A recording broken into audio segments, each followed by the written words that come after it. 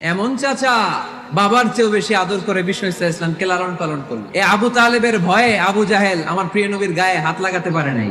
শেষ নিঃশ্বাস ত্যাগ করার আগে আবু তালেব অসুস্থ, আবু জাহেল উৎপা সাইবা একদিকে, আমার নবী আরেক দিকে। আমার প্রিয় নবী বললেন, চাচা আজীবন আপনি ছাতার মতো আমাকে আশ্রয় দিয়েছেন, আজীবন আপনি বাবার মতো কোলেপিঠি করে মানুষ করেছেন, একবার শুধু আমার কানে কানে বলেন লা ইলাহা ইল্লাল্লাহ মুহাম্মাদুর, বাকিটা আমি আল্লাহর সাথে বুঝে নেব।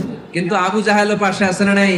আবু জাহেল কয় না, আবু তালেব খবরদার, বাপ দাদার ধর্মে চুন কালি মাখিস না।